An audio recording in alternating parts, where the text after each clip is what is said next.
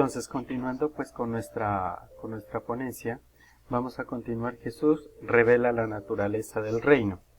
El reino como don y una intervención soberana de Dios es un reino universal que trasciende toda razón o nación.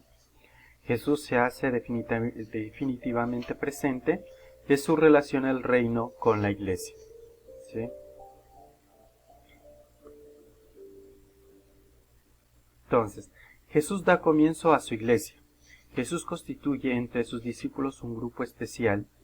Tradicionalmente se considera la institución de Pedro como el fundador de la iglesia. Sin embargo, esto sería empobrecer la acción casual de Jesús.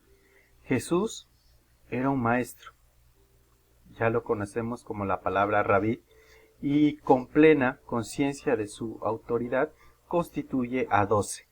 Después de orar, anuncia públicamente sus nombres, les confiere una misión, estar con él y predicar a todas las gentes.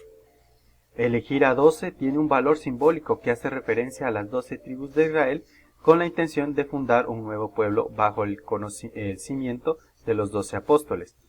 En particular confiere a Pedro ser el fundamento, apacentar, tener las llaves de la iglesia, el misterio de atar y desatar, misión que afecta también a los otros apóstoles. Otras imágenes bíblicas de la iglesia.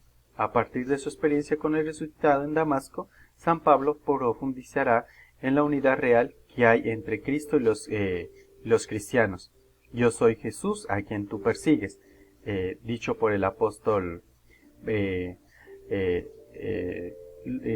por el evangelista Lucas en Hechos de los Apóstoles, donde vamos a encontrar también ese pasaje, ¿no? Y toda su teología arrancará de esta unión vital como inserción en Cristo Jesús. Esto se da prácticamente en la conversión de San Pablo. Los cristianos son uno en Cristo. No hay judío, ni griego, ni esclavo, ni libre, ni hombre, ni mujer, ya que todos ustedes son uno en Cristo. La expresión en Cristo posee ya un significado corporativo, e indirectamente casi eclesial, en virtud del bautismo. Hermanos míos, también ustedes quedarán muertos respecto a la ley por medio del cuerpo de Cristo, para pertenecer a otro, aquel que fue resucitado entre los muertos, a fin de que fructificásemos para Dios. Contraposición entre el cuerpo que conduce a la muerte, el cuerpo de Adán, y el cuerpo que conduce a la vida, el Cristo que es muerto y resucitado. Es decir, Cristo muerto y resucitado. El sentido eclesial todavía no es evidente prácticamente aquí. ¿Sí? Los cristianos no son miembros del cuerpo de Cristo. Los cristianos son miembros del cuerpo de Cristo. Todo me es lícito, no todo me conviene. ¿No saben que sus cuerpos son miembros de Cristo? Presenta la relación de cada bautizado con Cristo como cuerpo en que los diversos miembros están tan vital y orgánicamente unidos a Cristo. Esto es lo que prácticamente nosotros vamos a encontrar en las cartas de San Pablo, que Pablo es uno de los que se basa en dar a conocer que nosotros somos miembros del cuerpo de Cristo, Cristo como cabeza y nosotros como cuerpo, ¿sí? Entonces, eso es algo que San Pablo va a tener presente siempre en sus cartas paulinas. El cáliz de bendición que bendice, ¿no es acaso comunión con la sangre de Cristo? Y pan que partimos, ¿no es comunión con el cuerpo de Cristo? Pues si el pan es uno solo y todos compartimos ese único pan, todos formamos un solo cuerpo.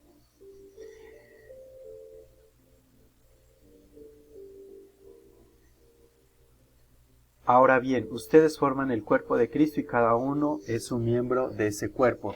Y Dios ha asignado a cada uno un lugar en la iglesia. Primero están los apóstoles, después los profetas.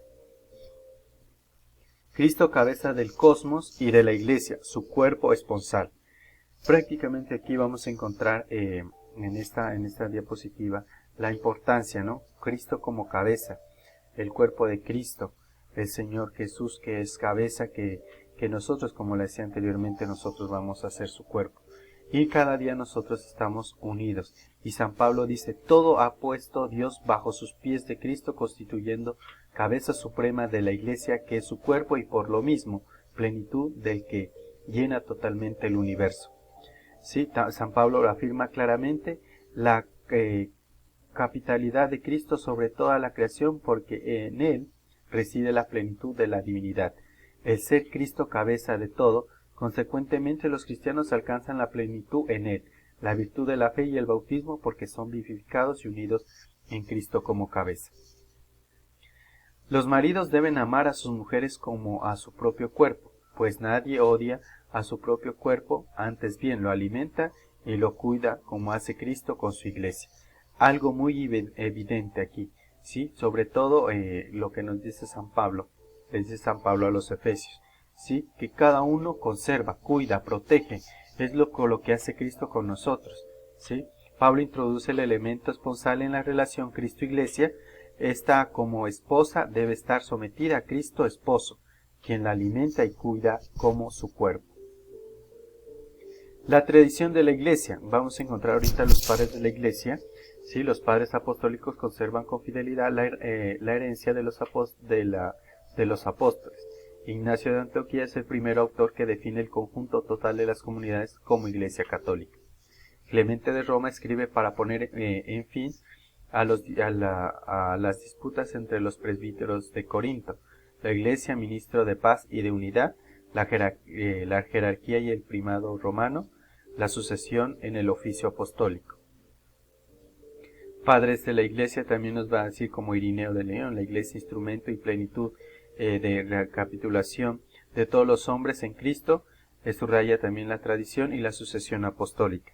Orígenes destaca la Iglesia como una realidad visible y estructurada por la jerarquía. Tertuliano declara a la Iglesia como madre, defiende la tradición unida, la sucesión apostólica. Sí, Cipriano insiste en el sentido de la Iglesia en el amor y la unidad con ella. San Agustín, la Iglesia como cuerpo de Cristo forma a su cabeza una especie de unión personal. La eclesiología medieval, a partir del siglo IV, se hace patente el poder político de la Iglesia, que luego prosigue en la Edad Media, la rivalidad entre el emperador y el Papa, el resultado de la contraposición, ¿no? de la transposición entre la Iglesia comunión de los santos y la estructura social visible de la Iglesia sacramental y jerárquica. Santo Tomás de Aquino, la Iglesia es el clima donde se vive, se participa del misterio de Dios en Cristo por el Espíritu Santo. Nos dice que una realidad de gracia invisible que es la comunión de vida con Cristo. Una realidad invisible que es una institución en la que confesamos la fe y recibimos los sacramentos que tiene centro la Eucaristía.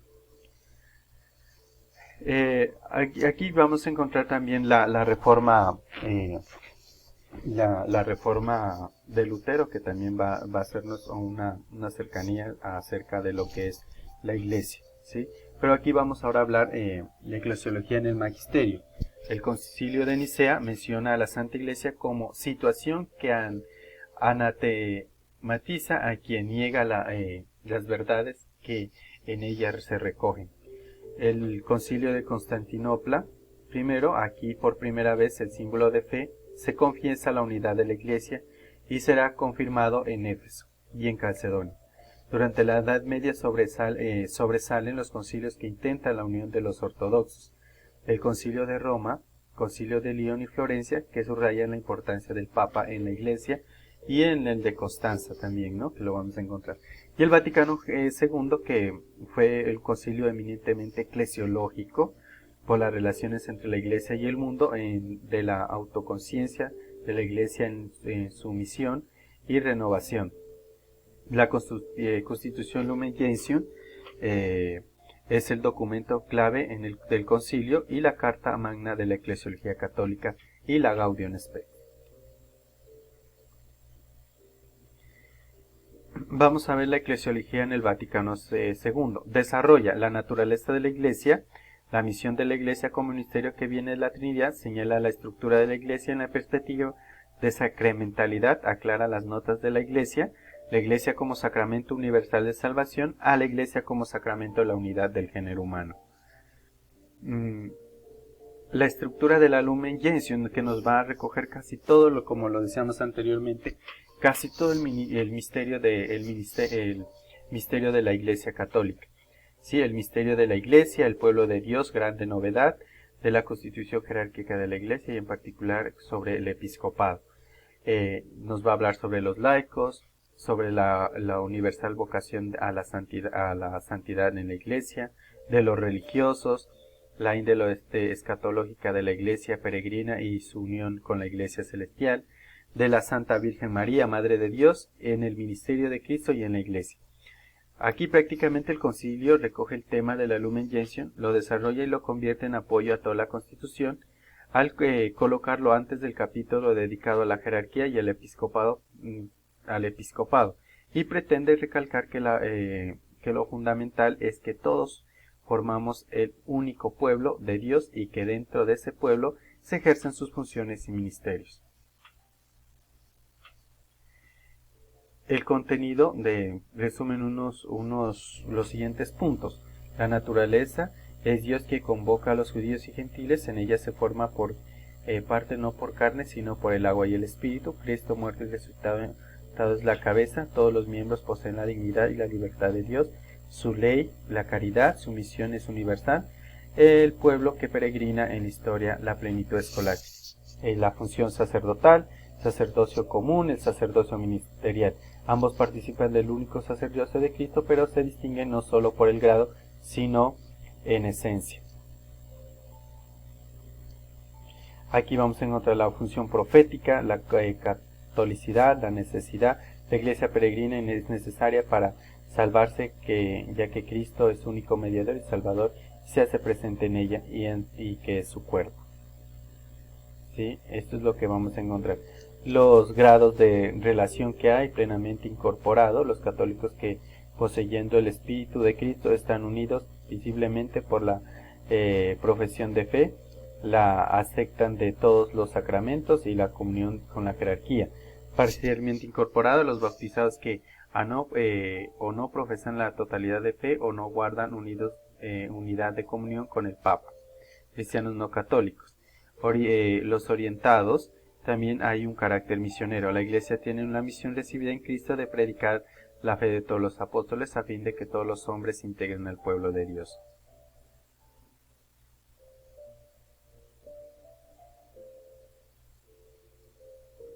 Aquí está la encíclica de León XIII. Ahí tiene dos afirmaciones. La Iglesia sale a la luz pública en Pentecostés. En Pentecostés el Espíritu Santo empieza a derramar los dones.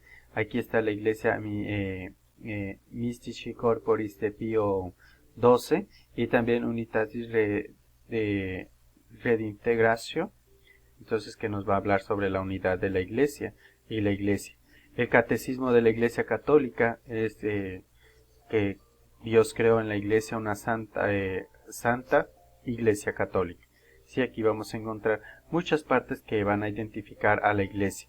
Sí, como el símbolo de la Iglesia, en el Antiguo Testamento pueblo de Dios, en el Nuevo Testamento la cabeza de ese pueblo que es Cristo, la Iglesia el redil cuya puerta única y necesaria es Cristo, y vamos a encontrar la Iglesia, se la llama construcción de Dios, la Iglesia que es llamada también la Jerusalén de arriba y Madre Nuestra. El origen, fundación y misión de la Iglesia, que vamos a encontrar que es algo muy fundamental para todos nosotros. El misterio de la Iglesia, que está prácticamente visto en el Catecismo. La Iglesia, pueblo de Dios, cuerpo de Cristo, tiempo de Espíritu Santo. El pueblo de Dios llega a ser miembro de este cuerpo no por el nacimiento físico, sino por el nacimiento de arriba del agua y del Espíritu, es decir, de la fe y el bautismo.